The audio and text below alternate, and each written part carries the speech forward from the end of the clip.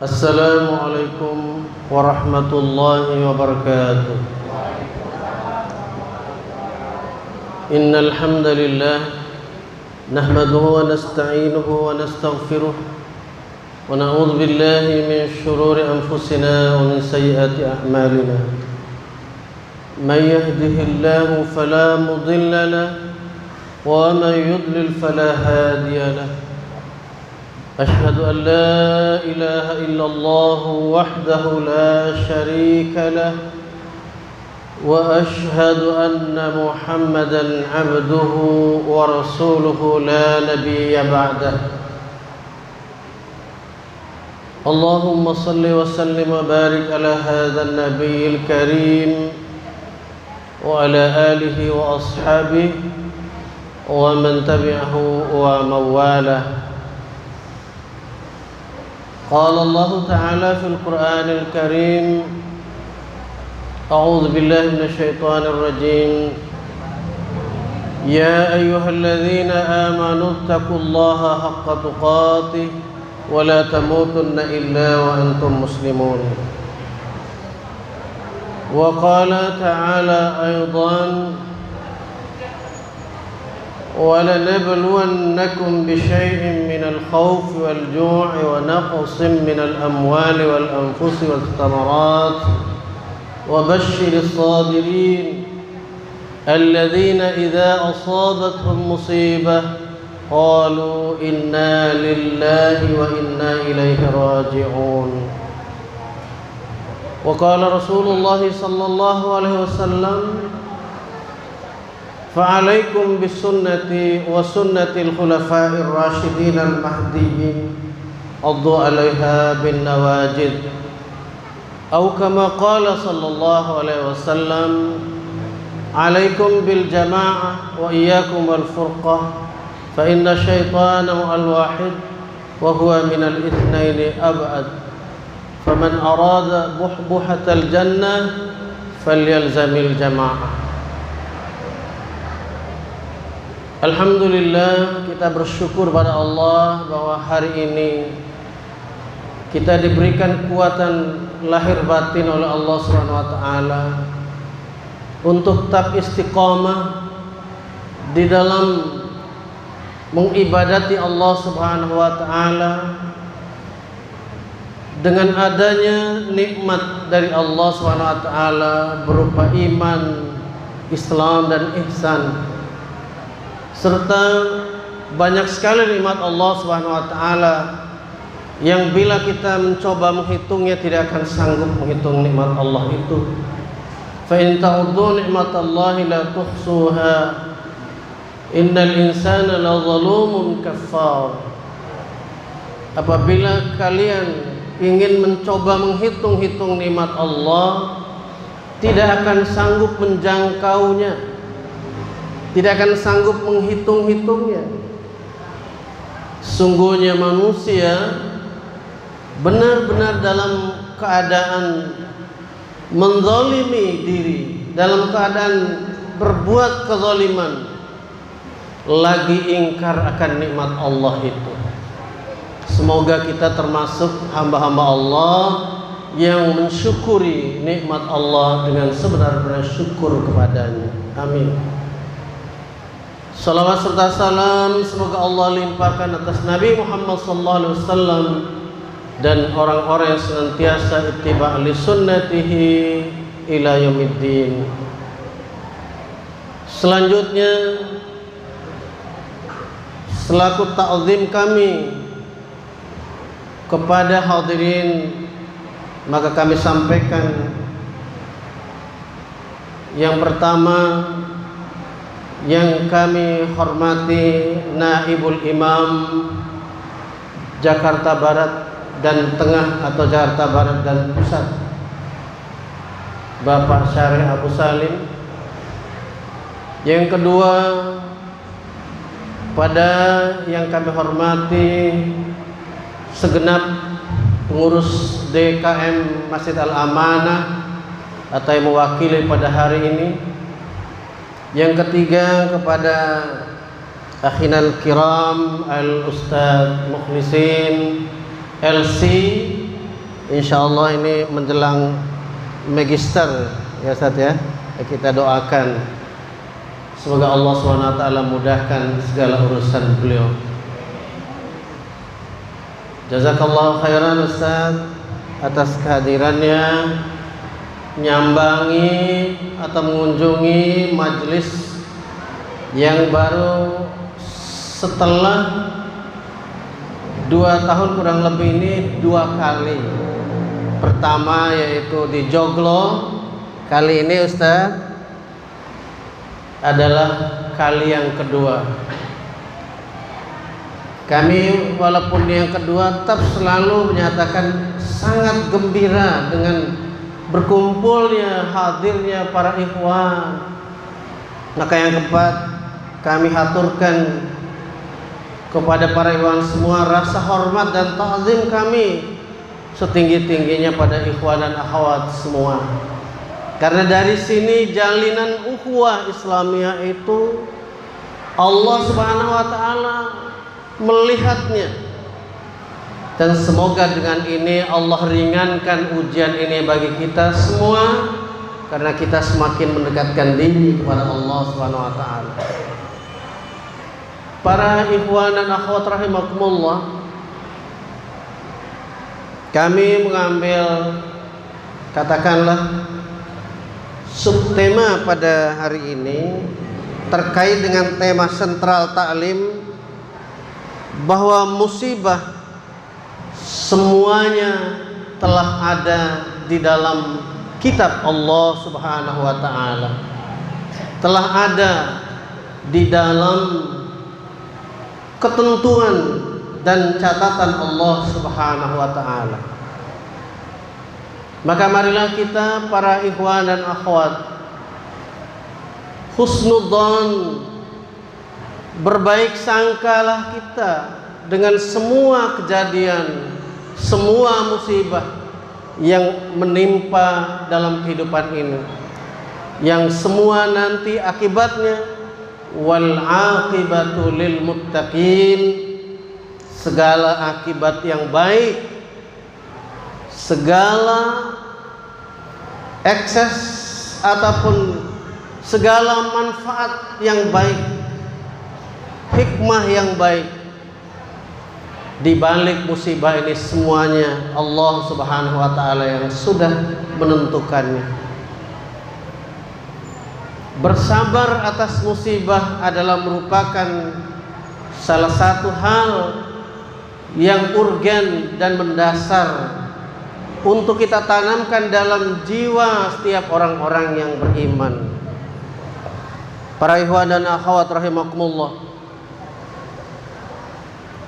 dalam sudut tinjauan Al-Quran, maka musibah ini sebagaimana pada awal kami sampaikan semuanya ada di dalam ketentuan Allah Subhanahu wa taala.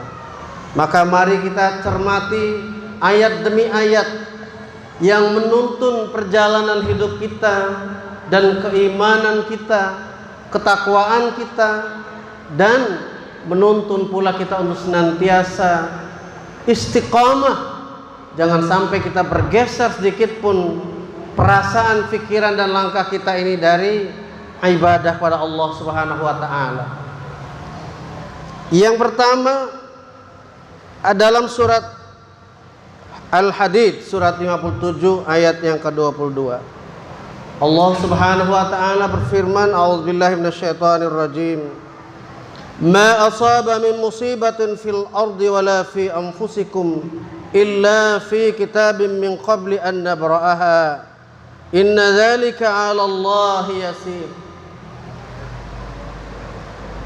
Tiada suatu bencana pun yang menimpa di bumi dan tidak pula pada dirimu sendiri, melainkan telah tertulis di dalam kitab, yakni Lauhul Mahfuz, sebelum kami menciptakannya. Sesungguhnya yang demikian itu adalah mudah bagi Allah. Dari ayat ini dapat kita petik hikmah bahwasanya kesabaran kita menghadapi musibah termasuk dalam hal ini yang kurang lebih hampir 2 tahun ini, bukan hanya negara kita Indonesia yang dilanda oleh COVID-19, dan kita patut syukuri kami dengar kabar terakhir bahwasanya sudah menurun dan pada level 1 ini kita ini. Untuk di seluruh Indonesia kami dapat kabar 5.000 yang terkena sakit COVID itu. Untuk Jakarta, DKI Jakarta ini ada 300. Kalau dibagi tiap-tiap RT mungkin ya ada 1 atau 2 di tiap RT atau tiap kelurahan.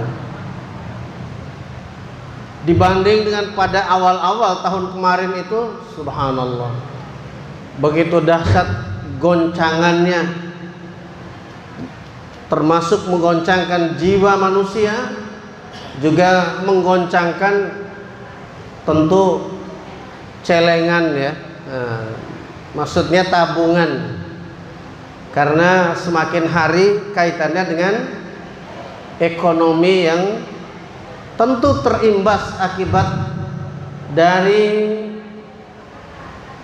tempat bekerjanya sebagian saudara kita mengalami juga penyesuaian dengan adanya PPKM dan lain sebagainya.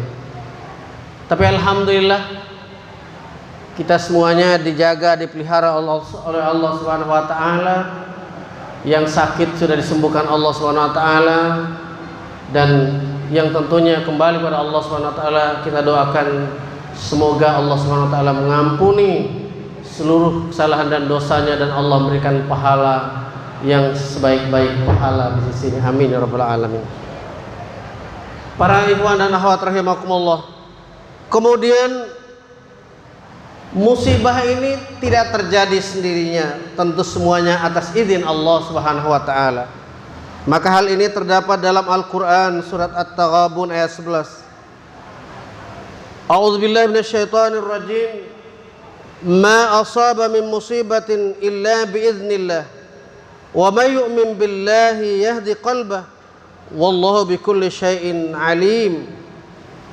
Tidak ada satu musibah yang menimpa seseorang kecuali biiznillah, dengan izin Allah.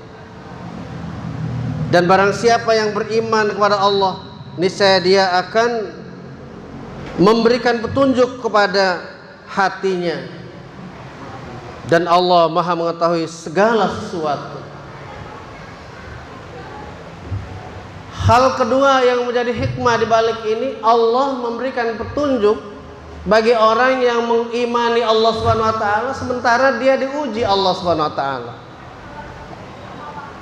Kita berkeluh kesah, kita bersedih hati di skala kita sedang dilanda bencana secara manusiawi, boleh jadi dalam kadar yang tertentu masih ditolerir. Tapi manakala itu berlebihan, akan bisa menyebabkan kita ini ke arah satu adalah tidak sabar atas musibah itu. Kedua adalah semakin memperburuk suasana hati dan pikiran kita. Ini barangkali yang oleh pakar disebutkan menurunkan imun.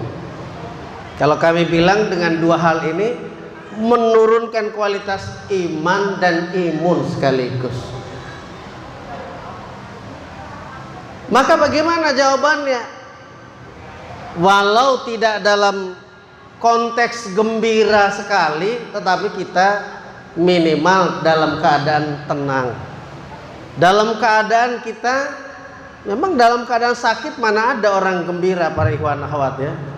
Tapi untuk meredam jangan sampai turun kadar keimanan dan keimunan, ya, maka kita hadapinya dengan sabar.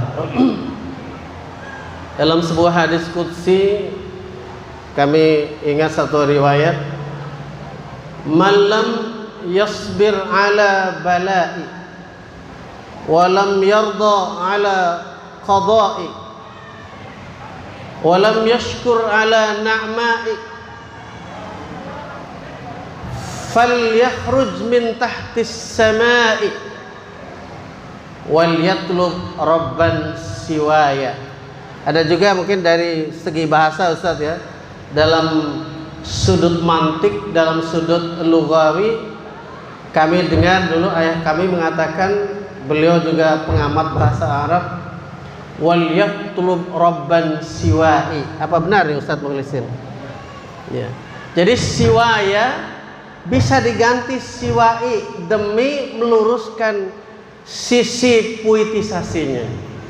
Jadi saya ulang lagi, falyakhruj min tahtis sama'i wal yatlub rabban siwahi.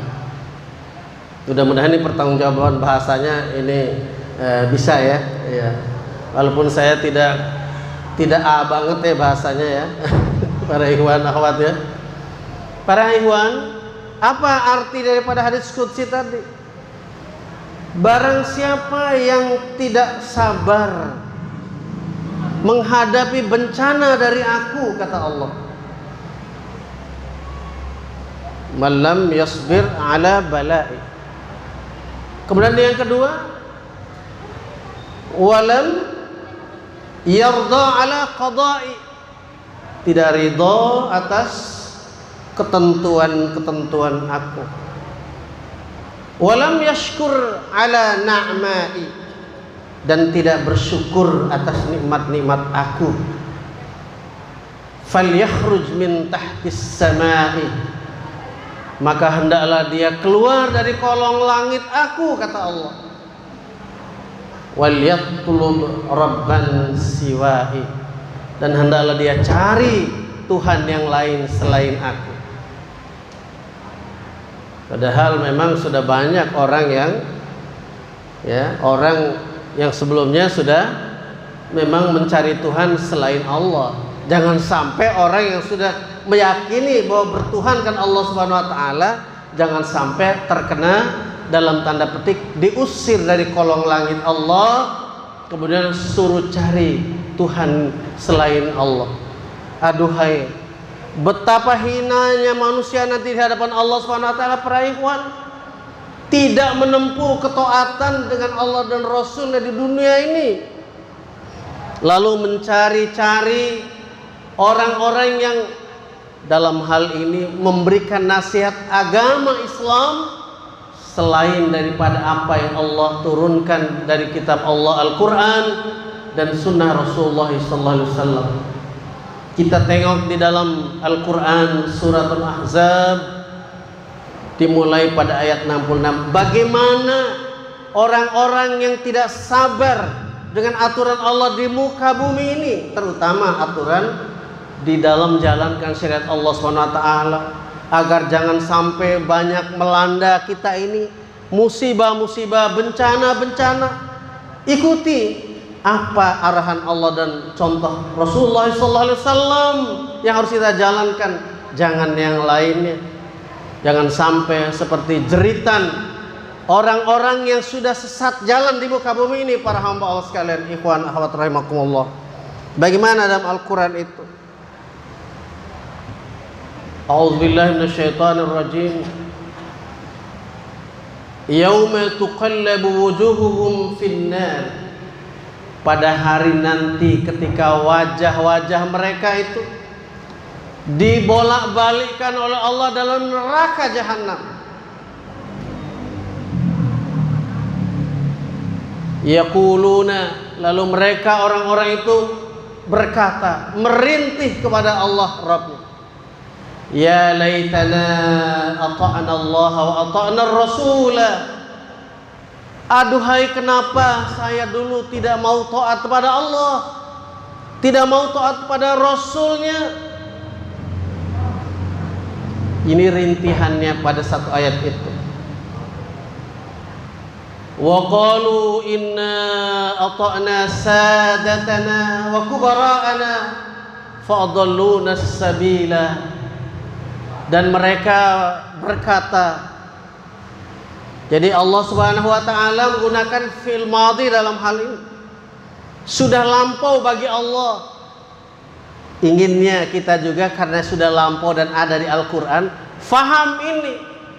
Waqalu, dan mereka berkata, Rabbana, wahai Rabb kami. Ini rintihan nanti di akhirat. Inna ata'na sadatana wa kubara'ana. Sungguhnya kami dulu ya Allah selalu taat, mengikuti sadatana wa kubara'ana. Pertama sadah. Biasanya kalau dalam pidato kita dengar ya, saya orang Arab itu selalu mengatakan ayuhas sadah. Berarti orang-orang yang terdepan, orang-orang yang termulia, dimuliakan, pemimpin-pemimpin. Wa kubara'ana, dan orang-orang besar, kabir. Ini bukan kabir badannya ya, bukan besar tubuhnya, tapi besar pangkatnya. Namanya kubara. Kubara'ana. Jadi dua ini, yang satu pemimpin dalam hal ini adalah orang pemangku ilmu, termasuk di dalamnya para ulama, yang kalau salah mengarahkan orang lain banyak tersesat. Pemimpin juga ahli ilmu yang lain. Kubara'ana, dan pembesar-pembesar, boleh jadi besar karena pangkat kedudukannya, dan boleh jadi dia dibesarkan oleh karena hartanya yang banyak. Fadalluna sabila, lalu mereka menyesatkan kami ya Allah dari jalan Engkau yang lurus itu. Rabbana atihim dhi'faini minal azab wal'anhum la'nan kabira. Wahai Rabb kami, limpahkan kepada mereka 2 kali lipat, dhi'fain minal azab, 2 kali lipat dari azab Engkau ya Allah. Wal'anhum la'nan kabira, dan laknati mereka dengan laknat yang sangat besar. Ini jauh sebelum terjadinya ini, hendaklah kita sebagaimana asar Umar bin Khattab radhiyallahu anhu, hasibu anfusakum qabla an tuhasabu. Hitung-hitunglah diri kalian sekarang ini, sejauh mana kalian mengamalkan al-Islam ini berdasarkan kitabullah dan sunnah Muhammad SAW. Qabla an tuhasabu, sebelum nanti sampai masanya kalian itu akan dihisab, dihitung, akan ditakar, akan ditimbang segala amal perbuatan di dunia ini. Maka pertama, seminimal kita menjalankan yang sudah ditentukan pasti fardu dan kewajibannya, ditambah lagi dengan hal-hal yang bisa menambah kualitasnya, dengan menambahkan hal-hal yang sifatnya sunnah, tambahannya, nafilahnya, bisa meningkatkan terus. Kalaupun terjadi degradasi, ya sedikit saja. Kalaupun terjadi pengkikisan, ya sedikit, lantas kita kembali bertobat. Lah ini para ikhwan dan akhwat rahimakumullah, melalui mimbar ini kami ingatkan bahwasanya hal-hal yang bisa membuat degradasi, pendangkalan ini, kalau kita lihat dari ayat yang dibacakan dalam surat Al-An'am tadi itu, bahwasanya adanya kekejaman satu kelompok dan kelompok yang lain dalam kehidupan manusia, bil khusus muslimin ini, karena masih kebanyakan manusia bertahan pada kebiasaan-kebiasaan yang diajarkan oleh pendahulu-pendahulu mereka yang sudah keliru jalannya. Bagaimana kekeliruan itu dipertahankan?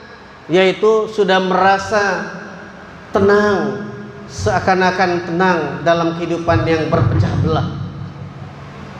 Orang bilang sudah enjoyable, sudah apa namanya, kalau istilah anak muda itu sudah PW. Apa itu Bapak Ibu, ikhwan akhwat? PW itu posisi enak. Karena bagaimana? Tidak dibilang enak. Saya sudah jadi ketua di salah satu paguyuban perkumpulan yang ada dongkrakannya, kata lainnya tunjangannya gede ya, besar, sehingga mau bergeser untuk satu visi misi dalam kehidupan umat Islam ini menjadi sedikit terasa berat, sehingga kita merasa berat. Oleh karenanya melalui ini boleh jadi kita belajar dari musibah ini. Ahlan wa sahlan wa marhaban ya Syekh. Syukran jazilan. Jazakumullah khairan bi hudurikum al-yawm. Masyaallah. Tafadhal Ustaz.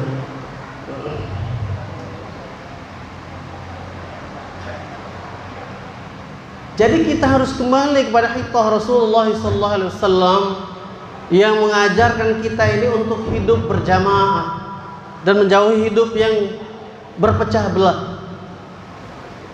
Bukankah ayat telah secara gamblang nyata dalam Al-Quran surah Ali Imran ayat 105? A'udzubillahi minasyaitonir rajim.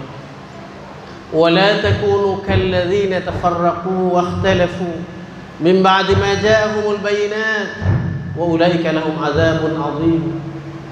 Dan janganlah kalian menjadi seperti mereka, orang-orang yang telah diberikan kitab terdahulu.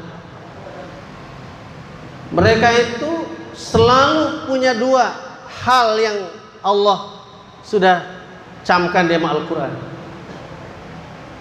Min ba'di ma ja'ahumul bayyinat, yaitu apa yang mereka lakukan, tafarruq dan ikhtilaf. Bertafarruq senantiasa bergolong-golongan, ikhtilaf senantiasa berbeda-beda faham mereka dalam Islam. Min ba'di ma ja'ahumul bayyinat, justru setelah datang kepada mereka al-bayyinat, keterangan-keterangan yang jelas. Wa ulaika lahum 'adzabun 'adzim, dan mereka itulah orang-orang yang pantas untuk mendapatkan azab yang azim, azab yang sangat pedih. Mudah-mudahan kita dengan mendapatkan petunjuk Allah, berada dalam kehidupan berjamaah ini, Allah Subhanahu wa taala selamatkan dari azab Allah Subhanahu wa taala semikian rupa. Ya. Para ikhwan dan akhwat, apakah semua azab, apakah semua musibah ini akan menimpa melanda semua orang? Tentu jawabannya tidak. Karena Allah sudah menentukan siapa-siapa dari seluruh yang namanya penyakit yang mewabah sekalipun, itu sudah Allah Subhanahu wa taala ada dalam catatannya. Maka harus yakin kalimat Allah menyatakan di Al-Qur'an surah At-Taubah, surah Bara'ah ayat 51. Qul la yusibana illa ma kataballahu lana huwa maulana wa 'alallahi falyatawakkalul mu'minun. Katakanlah wahai Rasul, la yusibana, selamanya tidak akan memberikan musibah kepada kita, tidak akan menimpa musibah kepada kita, illa ma kataballahu lana, kecuali apa yang sudah tertulis, sudah ditulis oleh Allah Subhanahu wa taala bagi kita. Huwa maulana, karena dia Allah Subhanahu wa taala itu adalah pelindung bagi kita, yang membimbing kita, yang mengayomi hidup kita, yang menuntun kita. Wa 'alallahi falyatawakkalul mu'minun, dan kepada Allah lah hendaklah bertawakal orang-orang yang beriman. Para ikhwan dan akhwat rahimakumullah, Allah Subhanahu wa taala tentu tidak akan mengazab, tidak akan menghukum kepada orang-orang muslimin, ya, apabila berpegang kepada sunnah Rasulullah SAW. Hal ini Allah nyatakan di dalam surah Al-Anfal ayat 33. Wa ma kana Allahu liyu'adzibahum wa anta fihim wa ma kana Allahu mu'adzibahum wa hum yastaghfirun. Jadi ini kuncinya. Allah itu tidak akan mengazab muslimin ini selama berada dalam kancah senantiasa berkhalwat dalam tanda petik dengan Islam yang dituntut oleh Rasulullah SAW, selama menggeluti syariat Allah ini berdasarkan contoh Rasulullah SAW. Dan Allah Subhanahu wa taala tidak akan mengazab mereka, tidak akan mengazab manusia wahum yastaghfirun, selama mereka itu mohon ampun pada Allah Subhanahu wa taala. Lalu bagaimana kalau orang-orang yang sudah mengikuti sunnah lalu mereka itu masuk mustaghfirun, orang-orang yang mohon ampun selalu pada Allah, tapi masih terkena penyakit, terlanda sakit, bahkan al-maut? Itu namanya bukan musibah lagi, bukan yang namanya azab maksudnya, tapi itu adalah musibah yang Allah akan berikan pahala besar. Allah Subhanahu wa taala akan memberikan ganjaran yang sangat besar nanti kelak di yaumil akhir. Amin ya rabbal alamin. Lalu bagian akhir, bagaimana kita menyikapi akan musibah ini? Bagaimana? Ya. Yang pertama adalah sabar, ya. Dalam masalah ini, dalam menghadapi musibah ini, yang pertama surah Luqman ayat 17, bagaimana Luqman Al-Hakim memberi nasihat pada anaknya. Ya bunayya aqimis salata wa'mur bil ma'ruf wanha 'anil munkar wasbir 'ala ma asabak inna dzalika min azmil umur. Wahai ananda, kata Luqman pada anaknya, aqimis shalah, tetap dirikan salat, wa'mur bil ma'ruf, dan lakukan amar ma'ruf. Ini jangan sampai kita ini menjadi orang-orang yang tidur, dalam arti tanda petiknya tidur saja, tidak mau. Artinya tidur itu bukan tidur di firash, di tempat tidur, melainkan diam saja, tidak mau menyampaikan amar ma'ruf. Ya. Ya.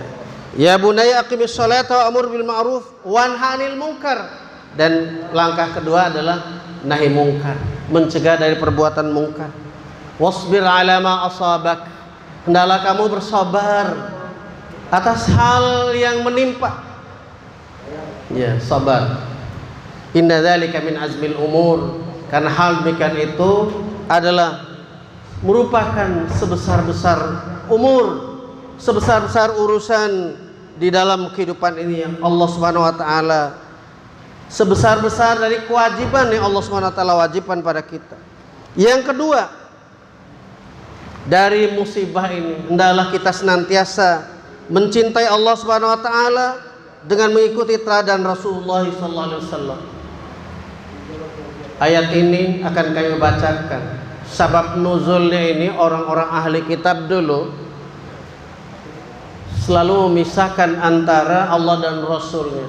Mereka itu bilang, buat apa kami imani Muhammad? Oh, Muhammad itu mah orang biasa, dan dia tidak punya harta dan tidak punya, ya apa istilahnya, kekuatan apa-apa. Bahasa orang sekarang ini, orang viral Muhammad itu, orang terkenal, tidak masyhur Muhammad itu. Jadi kami hanya iman pada Allah, kami tidak mau iman kepada Rasulnya. Maka Allah memberikan jawaban dengan turunnya Al-Quran surah Ali Imran ayat 31 ini. A'udzubillahi minasyaitonirrajim. Qul in kuntum tuhibbunallaha fattabi'uni yuhibbukumullah wa yaghfir lakum dzunubakum wallahu ghafurur rahim. Qul, katakanlah wahai Rasul, in kuntum tuhibbunallah, jika kalian itu benar cinta kepada Allah, fattabi'uni, ikuti aku. Jadi salah satu syarat daripada mencintai Allah itu fattabi'uni, ikuti aku, ikuti Rasulullah sallallahu alaihi wasallam. Jadi ittiba'ur rasul yakni melaksanakan amaliyah kita di dalam Islam ini harus ittiba'ur rasul. Itu merupakan syarat pokok. Lalu Allah mengatakan yuhibbukumullah. Pertama, Allah akan mencintai kalian. Kalau Allah cinta, misalnya kita ini orang yang paling mencintai bapak-bapak di rumah, ya tentu istri bapak ya, istri bapak, ibu-ibu ya. Kalau bapak-bapak sakit, yang merawatnya istri. Sebaliknya begitu, istri sakit yang merawat ya suami, ya kan? Jadi saling mencintai. Anak sakit yang merawat orang tua sakit yang merawat anak-anak. Itu mencintai. Jadi bagaimanapun perawatannya penuh kasih sayang. Jadi kalau kita dilanda oleh musibah, Allah Subhanahu wa taala sedang sayang kepada hamba-Nya. Wa yaghfir lakum dzunubakum, dan yang kedua, Allah akan mengampuni dosa-dosa kalian. Jadi apa lagi yang dimaui oleh manusia selain ampunan Allah? Karena ampunan ini adalah merupakan kata kunci. Kata kunci. Ya. Ini mungkin istilahnya sebagai miftah, ya, kunci dari persoalan yang rumit dalam kehidupan, juga sekaligus kunci bagi kita memperoleh akan ridha Allah Subhanahu wa taala. Ya. Wallahu ghafurur rahim, dan Allah itu Maha Pengampun lagi Maha Penyayang. Kemudian yang ketiga, hikmah daripada ini adalah kita banyak memohon ampunan kepada Allah Subhanahu wa taala dan mengadakan perbaikan serta menerangkan akan kebenaran. Jadi tiga hal sekaligus itu misi kita di dalam rangka menghadapi apapun termasuk musibah corona ini. Jadi orang akan semakin sadar, ya minimal kita lihat ya. Orang dulu kalau pakai niqab, nah dia bilang ini hati-hati nih, antek-anteknya pengikutnya aliran yang radikal nih. Apalagi perempuan ya, Indonesia yang umumnya banyak ya terbuka gitu ya. Tiba-tiba sekarang ini yang nggak ketutup aurat sama sekali pun, maaf, pakai rok pendek, pakai bajunya you can see, tapi dari hidung sampai mulutnya seperti orang pakai niqab. Betul tidak para ikhwan akhwat? Betul kan? Iya. Jadi serta merta orang kita saksikan yang dulu-dulu mereka itu sangat namanya antipati ya apa istilahnya kepada orang yang membungkus diri dengan pakaian perintah Allah, jilbab.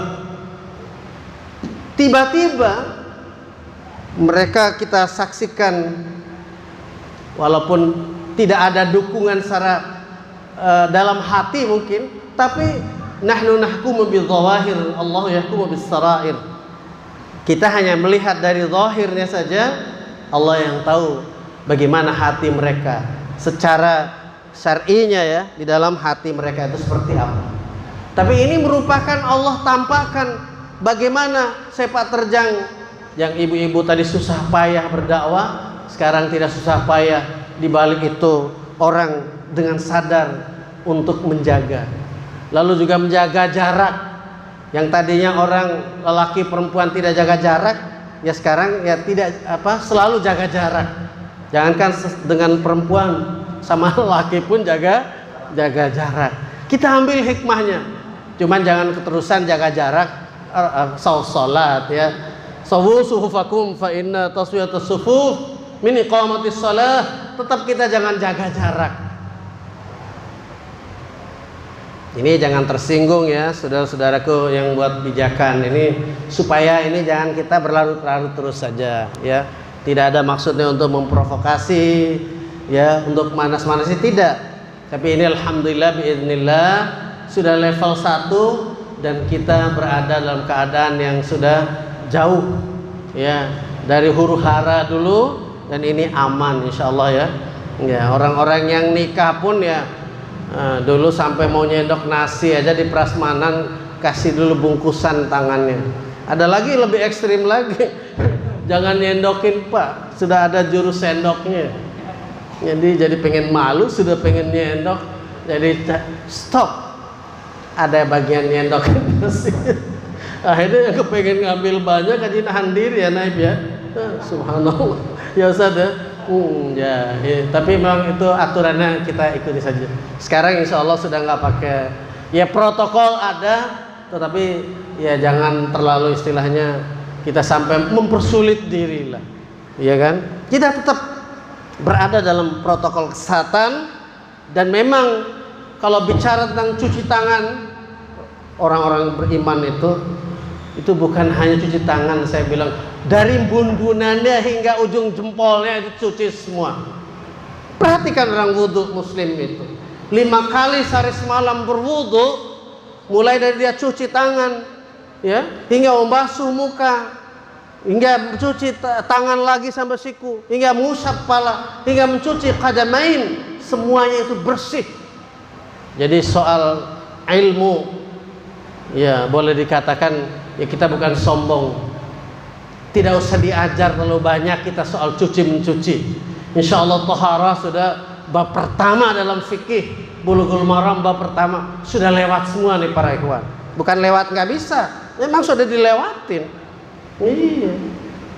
Seperti ada suatu ketika kami baca ayat, ibu-ibu sudah ngaji puluhan tahun. Udah lama ngaji Bu? Saya tanya. 20 tahun Ustaz. Akhirnya saya baca ayat dalam surat Yasin. Wa ma 'allamnahu asy-syi'ra wa ma yanbaghi lahu in huwa illa dzikrun wa qur'anun mubin.